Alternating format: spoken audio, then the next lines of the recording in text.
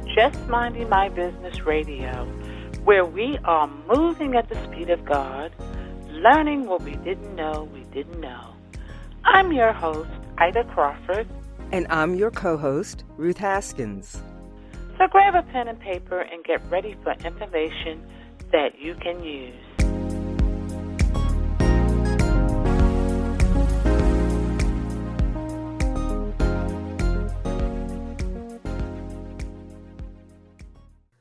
Welcome to Just Minding My Business Media. We hope you have enjoyed your day and have moved closer to your goals. Today, we have coming to the mic Carol Campbell-Fullard, who is the CEO and founder of I Am My Pieces, LLC. Her company offers personal and professional transformational coaching. She is an Amazon best-selling author with her first book, UnMute Yourself. And Carol will be releasing a companion guided journal, Tap to Unmute, in the winter of 2021. Welcome, Carol. Thank you for coming to visit us. Yes, Thank you for having me. Welcome, welcome, welcome. You are just a busy bee. Thank you for having me. I'm excited to be here. We're excited you're here. Tell me about the name of your company and how you arrived at that. So I was explaining this a little bit earlier. I was running a small group for women, and I was doing some visioning with women and so forth. And I realized that women were coming with so many different problems. Sometimes we get stuck on the negative. And as I was doing some coaching through visioning, I started to say to people, or to the women that I was coaching, whether you're experiencing good or bad things, you are the sum total of your experiences. So instead of walking away from it negatively, you need to embrace it because it has brought you to this point. And that's how I Am My Pieces was born. I love that. I am my pieces. Like that, yeah. And that is so true. Yeah. It is so true. Everything that has happened in our lives, good and bad, Right. brought us to where we are today. All of Right. the pieces. Hence, unmute yourself. Had I not experienced some things, I would not be here right now, unmuting myself and sharing my story with women all across the country, or, hopefully it'll go national, international. Oh, yeah, it's definitely going to go international because, number one, this podcast is international. So we will have people listening all over the world to your story. And I am so happy that you're here. Unmute yourself. What is your chapter? Okay. And interestingly enough, as I was trying to come up with a name for my chapter, I run a small group on Facebook, and it's called I Am My Pieces, Empowering Women. And they actually voted on that name for the book, and that's what I went with, My Body of Truth. And as my story is revealed, it really, literally and figuratively is the best name for the book, for that story. Okay. Wow. Tell us a little bit about it. It sounds interesting. We want to hear a little bit. Sure. So my story looks at a 50-year-old woman who comes face to face with her 5-year-old self. She has spent many decades burying things that have happened to her as a child at 5, at 10, just to kind of get through life.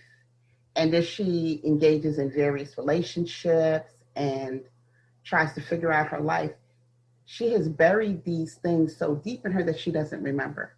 Mm-hmm. And then it is at the point that she does remember that it's like that aha moment kind of reveals for her why she behaves the way she does, why she interacts in relationships the way she does, why it is she's so protective over her girls. And that is pretty much my body of truth, in terms of even down to her physical, being displeased with how she looked, and not, always wanting to hide herself and clothe herself so other people didn't always notice her. I like to say that I am an extrovert, introvert, Like, I'm not extroverted with a lot of people, but if you come to know me, I will be extrovert with you. But on a typical basis, I'm really an introvert. And why is that? Why am I so withdrawn? And so it's coming to terms with my 5-year-old self that really made me realize what was going on. And it was absolutely a light bulb moment for me. Wow. Okay, thank you for that. Yeah. You know, I know a lot of our listening audience has they're shaking their heads. They're going, yep, I Yeah. understand that. I identify. Yes. Yeah. And I mean, at the end of the day, how can you fix a pain that's so deep that you forget? Mm-hmm. So often that's the truth. People, it's so deep, you can't face it. Right. And when it does come up, sometimes it hits you so hard that it can really almost shatter you for a moment until you start being able to not put it behind you, but accept that it happened and start working it through. Sometimes it'll hit someone really hard and then they'll bury it again. They don't want to deal with it. And that is such a disservice to self. But that's how we're raised. That's what we're taught to do, you know, to be strong. You know, you don't have to deal with anything, just keep moving forward. And a lot of people crash because they're pushing hard so hard to move forward in their lives without dealing with the baggage that they're carrying. Absolutely. And it's also sometimes a way to protect yourself. Yes. Absolutely. And so if I scratch at the surface and it starts to come up a little bit, I'm definitely going to push it back down. I don't want to deal with it. And I had to come to a point where I said, you know, I want my daughters to be in a space that if something happens to them, they have someone to go to. Mm-hmm. They know that it's their right to speak it, that the shame is not theirs, it's the next person's. And I want them to always be able to articulate it to me or the next person.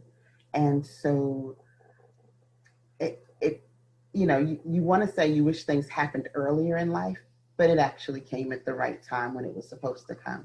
Yes. When you're finally able to handle it. Yes, because absolutely. Had it came earlier, you would not have known what to do with it. Mm-hmm. Right. So you know how God works. Yeah. When we're ready, He give it to us. Exactly. And not until, you know what I'm saying? That's very interesting. You know what I'm saying? So when you bury something to the point that you forget it, how does it come back to memory? So as readers will see in the book, it was something as simple as watching a young girl on a swing on a playground being pushed by her dad. Mm-hmm. And as she laughed and played with her dad, and I'm thinking to myself, oh, I wish, you know, I'm thinking of my own dad who's deceased now, and wishing that we kind of had that sort of relationship. And just like that, it just came flooding through. And as I looked, you know, I'm trying to hold myself in from crying because I don't want to look like the crazy person in the park. Yeah. You know, I just went to walk on a trail. And it just really came back flooding, like all the memories. I had to hurry up and get out of there and get in my car and start driving, or just get to the car before I just completely let it out. And it was just something as simple as that. Wow, that's very interesting. And I think that's what happens, you know, because as you said that, I could remember little things that happened to me that I thought I had forgotten. And then something that non-related would come, and all of a sudden these thoughts start coming up in my head. Right. And prior to that, I didn't remember it. Right. So my admiration of that moment turned into my own memories of my own moment. And it was like I could remember things down to such specific detail. It was so scary. And I'm like, stuff happened when I was like 5. The human mind is amazing. Yes. It has all those little bubbles and nodules, and it can hold on to information and keep it hidden from us for so long until, like you said, that one moment, and all of a sudden it just opens the door on memories. And like I said, I know our listening audience, myself included, can relate to that, because I had a moment like that. Actually, I was visiting my father, and somehow I knew he was going to die very soon. So I went from Chicago to New Jersey to see him. He walked out the door to get in a taxi, and then he came back to get his umbrella because it had started raining, and I recognized that image. And it was like, oh, I don't even know if I put it all together, because it didn't come together until years later. But by the time he came back from his doctor's appointment, I was dressed. There was a cab outside waiting for me to leave. I exited stage left. And that's what we tend to do when those really strong, when that door really opens on us. Like you said, you that's all you wanted to do was get to your car. That was your safe place. You could feel safe there. You could cry, you could scream, or you could just sit there stunned until you got yourself together. And I think that's important for our listeners to hear. When that happens, and if you have a history, it may come up all at once. It may come up in bits and pieces, but honor that, and be so gentle with yourself. Be so gentle. Absolutely. Because, I was talking with another author last week, and her story really parallels mine. And we were just talking about it so many times that we take on that shame of other people. Yes, we do. And so, and when you take on that shame of what somebody else has done to you, then you become closed in, or you become isolated. And at the end of the day, it's not our shame. No. And so you do have to be kind to yourself, and you do have to unpack it. And if you can't unpack it by yourself, find someone you can unpack it with, so they can walk you to that, so you can get your power back, Because I think the one great thing about this book, that it was just another layer for me to take back my power.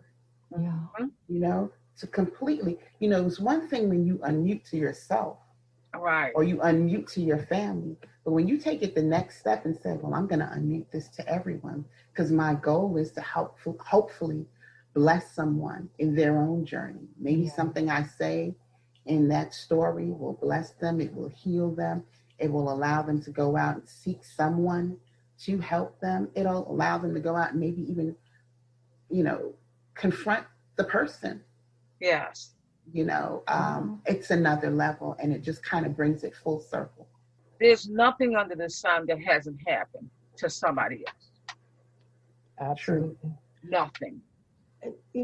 That's one of the things. I know a lot of people have read Alice Walker. I'm pretty sure I've got the author right. The Color Purple. And I've actually had them say, they didn't like it. And I was like, when I really got to talking to them, it was because it was what they didn't want anyone to know about their family. That's right. Yeah. And I really credit Alice Walker and Maya Angelou for bringing those stories out. Yeah. And it has opened the gateway for women of color to really tell their stories, to stop hiding it. Because we as women have really felt the crushing effect of hiding our secrets. Absolutely. We haven't had the money and the affluence to cover it all up and pretend that it hasn't happened. We've had to live with it. And like you said, it can be buried so deep. And that's why you see so much brokenness. I'm going to use the word brokenness within the Black community, because it becomes generational. Absolutely. Call it a generational curse. But it's that hiding of what of the hurt and learning how to, be a strong Black woman and I can get through this and nothing's going to stop me. And that's not true. We have watched Absolutely not. relatives crash and burn over and over again. Yes, and I think it's not just women, it's people. Yeah. Oh, yes. It's people. It's not just us. It's people. I mean, we have a tendency. The shame is real. Mm-hmm. It's a real emotion. It's a real feeling. Right. That we all, as humans, have to understand when to be ashamed and when not to be. Absolutely. And that's the learning that's so difficult. If somebody else did something to you, that's out of your control. Mm-hmm. That's totally out of your control. Yeah, I absolutely agree. And, it's so funny. Both of my parents are deceased. Mm-hmm. And my one regret is I did not speak to them about what occurred in my life. But it was interesting that before this book came to publish, I sat my daughters down and I spoke with them. I sat my husband down, I spoke with him. I'm sure it was a great light bulb moment for him because now he could understand why, that's why she's a little crazy at times. Yeah. And then I decided to move forward with the task of talking to people in my family that I know, that I look at and respect. And my mother's sister and my dad's, my stepmother, and just to kind of tell them that this story was coming out. I still have one more sister to talk to. And it was interesting. I got into a very good conversation with one of them. And they said, because my family's from Jamaica. And they said, well, back then you couldn't really say anything because you didn't know how people were going to react. And if somebody might end up in jail or for doing something, or, if a family would be destroyed. And I thought it was a very interesting conversation. Mm-hmm. And by the time we got to the end of the conversation, I said, all of that is very real. But at the same time, what you're saying is, by not saying something, you're expecting a 5-year-old or a 10-year-old to just completely hold that for their lives to protect someone right. that is doing terrible things. Right. And, she had to agree and say, you're right. And it's just kind of like a mentality that gets passed down from generation to generation. Yes. And I'm all about breaking that cycle. Oh, yes, I know that. I agree. There's cycles we need to break. And I think that's in all families. There's stuff that has happened in my family, and it was like, you don't share your business, you don't talk about it. Yes. And, I broke that in my family because I told my son, I don't care if they say they're going to kill you, you better tell me. Exactly. Exactly. Because 9 times out of 10, I'm going to kill them first. Right. Yeah. I kind of had that openness with him from the age of 4. I would touch certain parts of his body and I would say, has anybody ever touched you here? Or I would say, if somebody does touch you there, you make sure you tell mommy. No matter what they say, you make sure you tell mommy, okay? And that's the little conversations that we would have. Right. And that openness. Yeah. Because we don't know. I mean, when we have our children, we have to go to work. They have to go to daycare. They have to be in somebody else's care. Absolutely. I grew up in a household where I really couldn't speak. Mm-hmm. Mommy and daddy is always right. We know that's not true. We mommies and daddies. Exactly. We get it wrong sometimes. Absolutely. And I also, gave him the permission. If I get it wrong, let me know. Mm-hmm. I don't know everything. Just because I'm your mother doesn't mean I'm God, because I ain't nowhere near that. Right. And I'm learning just like you learning, but at a different level. Mm-hmm. You've You know, learned I something think, from your parents, and you've been able to take that and utilize it. And that's what I think the writings that are coming out now, like UnMute, will help people to do, to look at, oh, wait a minute, I'm doing this because this is what my parents did to me, or Yes. my caretaker did to me. right, And I thought it was kind of like okay, right, but I can really see that it's not okay, and then have the desire to change. exactly. That is so important, that a desire to change the way you look at things, your perspective. And it's one of the Yeah, hardest things to do. it is hard. It is It is. definitely a To make hard that thing to shift. do. You know, and I think when I first when I first got married, you know, I already had a daughter, and I think I went through the whole other extreme with my husband. And literally, probably for the first few months, I would never leave her home by myself with him. Like if I went, she went. And you know, we would have discussions. You know, he said, "You have this like shield around her," but I just went overboard with it. I had to make sure that everything was okay, and there was nothing in the world that my husband was doing. It was just something on the inside of me, you know. Mm-hmm. And I would ask her all the time. I do it with my youngest. I asked them, "Anybody do anything to you? Anybody?" You know, because Right. I need to know. You know, Yeah. Mm-hmm. I need to know I can protect you somehow, some way. Yeah. Yeah. And you I know, understand that. in the world that we live in now, I mean, it's been going on for ages. There's nothing new under the sun, as Ida said. But now it's so prevalent. And it not only prevalent, it in some ways it's accepted. It's like, you know, oh, this is terrible, but you know, no one's really doing anything about it. You're You not doing know, enough.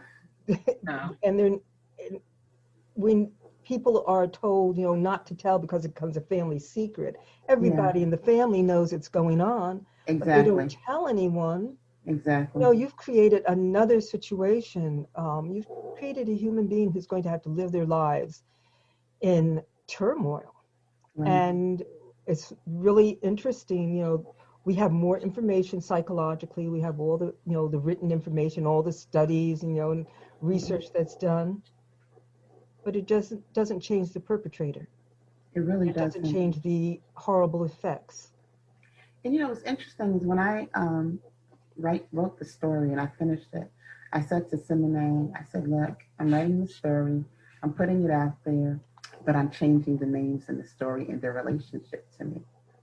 And I didn't want to do that at first. I was like, I don't want to get sued.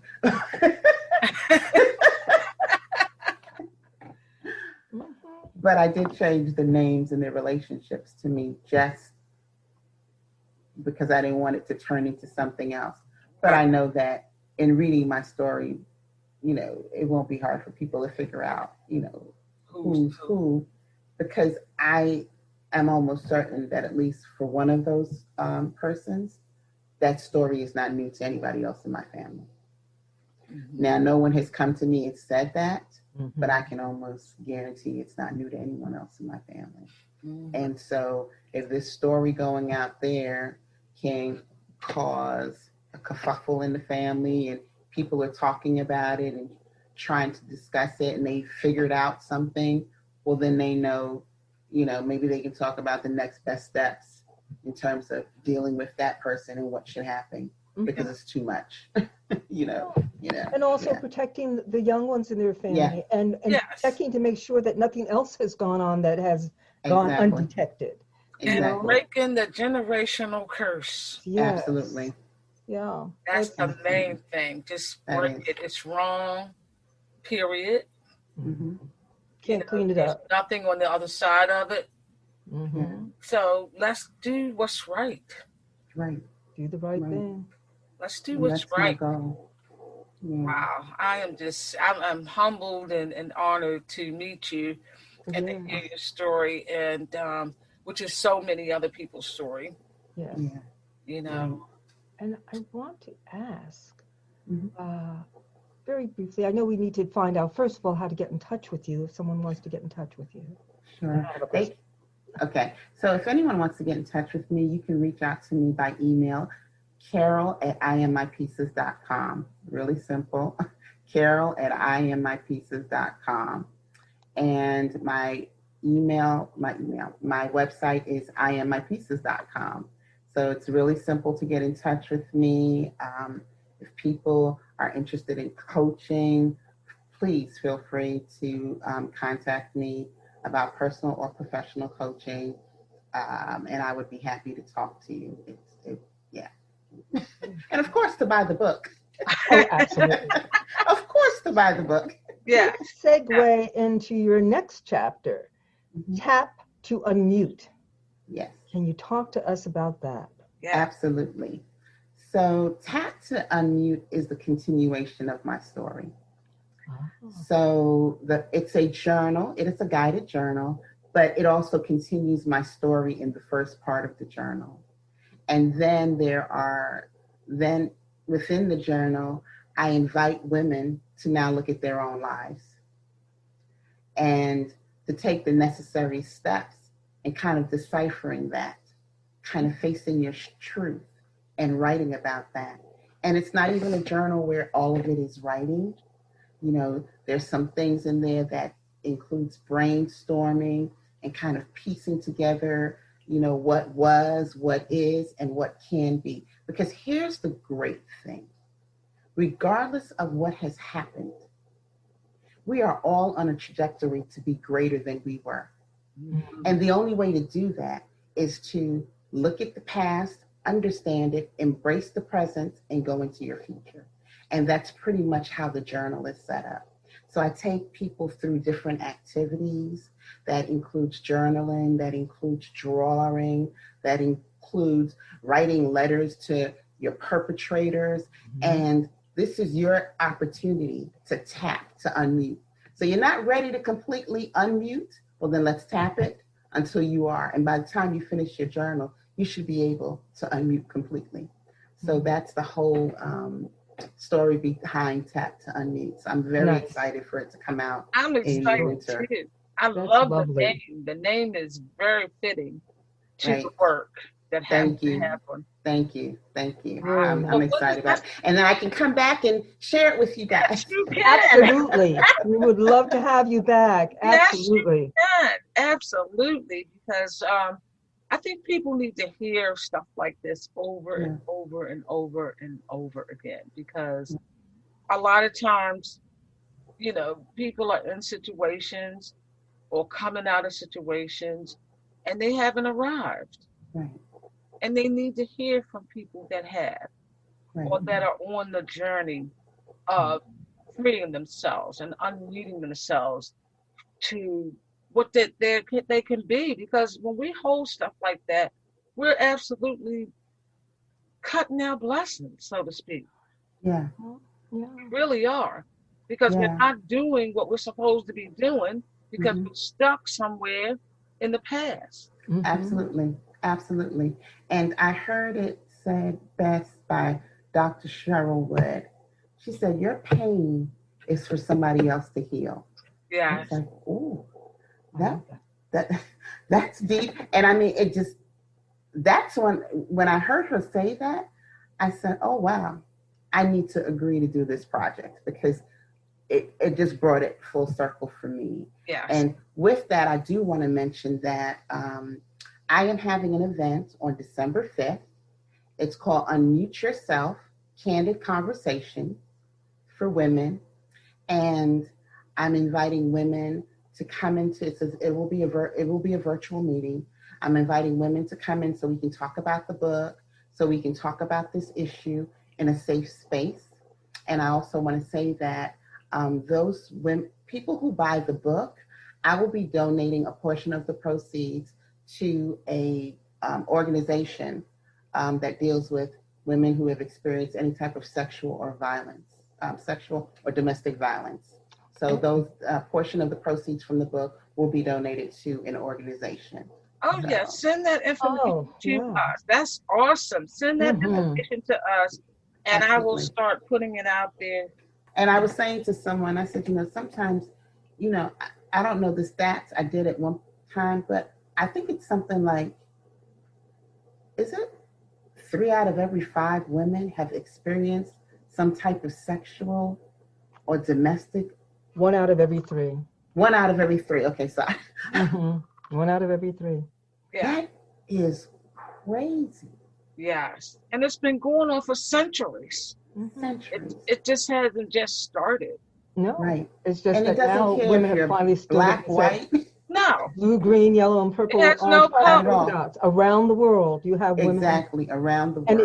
And it is the norm. And Yeah. many cultures, it is the norm Yeah. that Yeah. this is a automatic permission. Right. That Right, women's right. bodies, the bodies of little girls, even Yeah. now little boys, Mhm. they're not sacred. And we Right. know that that is not God's purpose. No. Not at all. Definitely know We that. are, Not at all. our bodies are sacred. And Right. it has somehow, it got turned truly twisted. It really Okay. did. That's what's great about your program, Yeah. because your program's international. And so someone somewhere in another country will hear something that will bless them, and they'll understand, okay, what's happening to me is not really supposed to happen to me. And so, God bless you in this program. And I hope that it continues to grow in more markets, because you have a calling to do something that is very necessary. Oh, thank you so much. Thank you so Thank much, you. because that's the goal. We enjoy every minute of it. Mhm. We learn, and after the interview is over, I'm still simmering on the Mhm. conversation. And then Right. as I'm processing it to upload it to the platform, and I hear it again, it's like this is such a wonderful place to be. It's a wonderful place. It's definitely, I'm excited to be a part of it today. So I Yes. can't tell you how humbled I am to be here with you all, and just talking about something that's very important to women, to girls, to young boys across the globe. Mhm. Yes, for sure, because it's got to stop. Yeah. It's got to stop, because what we're doing is we're breaking people at a young age. Right. And that's where a lot of the crime and the hate, because 90% of bad hate behavior stems from pain within. Yes, that's right. That's a good way of putting it, And Ida. if Exactly. people are in pain, then they don't know how to deal with that pain, then they lash out to other people and Exactly. bring pain on them. Right. Hurting people hurt people, right? That's right. Yeah. That's it. Mhm. Yeah, and it's got to stop. Right. It's got to stop. And I believe it is all of our responsibility that know better to do better. Exactly. And take that message to other people to help them to do And likewise. help them do the same. Right. And I think that's what happens sometimes. People are afraid to take their message to other people because they don't know how people will look upon them. And I you know what? I'm no different to an extent, because after I wrote this, I was talking to Simone, and I said, I think I'm having a little bit of writer's remorse. I said, because this might go to other people and they're going to look at me and say, oh, that's your story. And so I've come past that, but you can't help but think for a moment, like, ooh, they're going to know a little bit more about me, and I'm not sure I want them to know that. Well, that is one of the things that holds people back from writing. And I have finally come face to face with that with myself, is the fear of letting people know who you really are. Yeah. Good and bad, indifferent, everything that as we started out saying, we are all those pieces. Yeah. That is what makes us who we are at this Absolutely. moment in time. Yeah. And those pieces are valuable. And if you Right. take, what you were saying about pain, somebody else's pain is somebody else's healing. It's being able to get past that point and get it down on paper and hand it to someone and say, yeah, go ahead and put it out there. Exactly. And You're then kind of like holding it out with one hand and holding on to the other end at the same time. But Right, yeah, exactly. exactly. But that's what Exactly. we need to do, because the stories are for the healing of people. It's not like we're trying to get rich or be famous. No. Most of us would like to, have hidden for the rest of our lives. And I Right. think that's the beauty so much of what I'm hearing in so many authors, is that people are starting not to hide. I would love to hear more stories from men who have also decided not to hide, because your courage is encouraging me to write my story. Right. And you don't know who will hear your story and say, okay, I'm going to try to put down the first 2 sentences and see what happens. And, okay, folks who are listening, you're going to freak out after the first paragraph, especially if you start writing from the heart. Exactly. And you're like, oh my goodness, what did I just write down? I know. But if you pray and be calm, the rest of it will just flow out of you. Yes. You don't know where it's going to take you. You may never publish it, but it may get out of you. Yeah. Getting all those pieces down on paper. Right. And may be a huge healing. And the other thing I think God is happy that people are telling their story and helping other people, because He put us here for each other. He doesn't do all the work. He works through people. Right. And I think He's happy that people are doing this to show the world that, there's bad people out here. The devil is alive. The devil is alive. And we all need to understand that there's 2 forces in place. There's good and there's evil. Right. And that they've always been in place for some time. And we need to make sure that we educate people through our stories that good is good. Right. Yes, evil stuff happened to me, but look what I'm doing with it. Right. What's the passage that says, what the devil meant for bad, God meant for good? Yeah. And so this is that time. Yes. And if you can voice what has happened to you, you can just bless so many other people. Yeah. And so I do encourage people. Let me just say, when I was writing this, my 13-year-old was walking back and forth. I know she thought I was crazy. Like, I was in tears typing through this, just sitting at my dining room table, just teared up, crying. But I kept going. It was a difficult journey because I was having to relive it all over again. But I got to tell you, when I finally finished that submission and sent it off to Simone, it was like such a sigh of relief. It was like, whew, I finally got it out. I finally got it out. And this time I got it out in a big way. Okay. Yes. Yeah.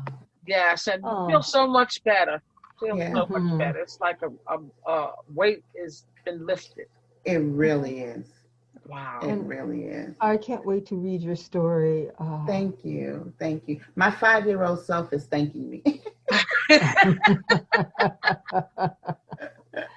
Yeah. About time. How about that? Yes, indeed. And you are encouraging to other women or other people to get out there and get yourself to the place where you can unmute. Right. This book is so powerful. I'm going to say this because I think that's one of the things UnMute has done for me, and listening to your story and the story of the other authors. It stirred up something. And it's like something that can't be silenced. Right. I can run away from it, but there's something inside of me that's been stirred up that says, you've got to open your mouth and speak. Yeah. And I'm hoping that's what is happening to our listening audience as well. Right. They're hearing these things, and there's something that hits them internally. It is literally a physical feeling. It is. Of, I've got to open my mouth and speak. I've got to get it out. And so UnMute is doing a fabulous job. Yes, it is. It has no idea of all the people that it's going to affect. Going to bless. Yeah. Because even when I joined UnMute, Simone was having the writing boot camp for the week. And I joined on that Wednesday. And, we got up every morning and she was taking us through some writing rituals. And I never turned on my mic. I never turned on my video. So each morning I was there and I was just listening to them. And it wasn't until the last day of the challenge. So I started that Wednesday. The challenge was over that Friday. the last day of the challenge, when Dr. Cheryl Wood came on, and as everyone was speaking, and she said that, your pain is for someone else's healing. At that point, I literally turned on my mic, my audio, turned on my video, and I said, oh my goodness, I had to unmute myself so that I could just come on here and say, this has been a complete blessing to me. And it was at that point that Simone said, it's funny that you said that, because the name of the book is Unmute Yourself. Stop. Wow. I was like, oh my goodness. I guess I'll be writing this. I want to write. Like it wasn't any clearer to me that God was saying, okay, here's your opportunity. Let's get it done. Okay. Wow. Isn't that funny how things connect? Mm-hmm. Yeah. Synchronicity. Yeah, Cheryl Woods is a dynamic woman. I've been following her since the beginning. I've been in her anthologies as well. And she's a powerful lady. And she really is. Every time I hear her speak, and that piece that you just said, your story is not for you, but for someone else. Yeah. That's, her signature. It is. That's her signature. Absolutely. So, yeah. Absolutely. And it's funny how we all getting connected, like minds, are all in the same circles. Yes. Right. So important. And I'm excited for this time, because I don't think it's a time that my mother or her sisters got to experience, where there's so many women out there saying, look, I stand with you. I understand what you went through, and we can make this together. So just to have this fellowship and this camaraderie of women from different walks of life coming together, sharing their story, empowering and motivating other women, I'm so excited for it, because I know my mother didn't have that. Yes. And my mother didn't have that either. And neither did my mother. Yeah, thank you. Definitely thank you for that. So again, how do people connect with you? If you want to reach me, you can reach me at carol@IamMyPieces.com, or you can go to my website, IamMyPieces.com, and send me a note through the contact information. I am more than happy to speak with anyone. My phone number is 301-337-8035 if you want to contact me by phone as well. But if you don't remember that, carol@IamMyPieces.com. Carol@IamMyPieces. That is so beautiful. Thank you. I'm going to be thinking about that the rest of the evening. Because it's a true statement. It is so true. Every last one of us. And sometimes we don't think our pieces are very valuable, so we kick them. Right. But they're so valuable. But they are. And it's hard to embrace them all, but they are valuable. It is hard. It is hard, but we have to. They're actually jewels. Each one of them is a jewel. Yeah. In our crown. And you know what's funny? I almost changed the name, because I was working with someone, and she said, I don't really like the name of your business. And I said, I understand that. I said, but this wasn't a name that I just created. It's something that I prayed about, and it came to me in my sleep. So I'm clear that the name of my business should be I Am My Pieces. Yeah. She was like, well, that works for me. I was like, yeah. You can't dispute God. No. You definitely can't dispute that. Yeah. But anyway, it has been a delight. It has been great being here with you. I am so glad we got this opportunity to share the space together, and you're definitely coming back. And thank you. Projects coming up. Thank you. I so appreciate it, Miss Ida, Miss Ruth. I just thank you for having me here and being able to just share a little bit of my story with women everywhere. And I'm so glad, Miss Ruth, you're about to share your story soon. I feel it. It's about to come out there for us to hear. And so I'm looking forward to that. Miss Ida, continue to do what you're doing, touching the lives of women across the continent. And I intend to, as long as God give me breath in my body and continue to direct my steps, yes, it's on. I know that's right. Yeah, I like that. Continue to direct our steps. That's what we Absolutely. need. Order my Direction. steps. Yes. Absolutely. Thank you so much. Thank you again. I appreciate it. Blessings. Blessings to you as well. Your business, through Just Minding My Business Media, has exposure on internet radio, major social media platforms, and now TV. Through Just Minding My Business, dynamic digital marketing platform. Don't listen to the word on the street. Hear it for yourself. Visit jmb.assistercircle.org to learn how you can take your business, your vision, to the next level. Thank you to the amazing women of A Sister Circle Empowerment Network, ASCEN LLC, and our media partners. Voiceovers by RCH VoiceWorks, for when you want to be heard. Call 443-620-4115.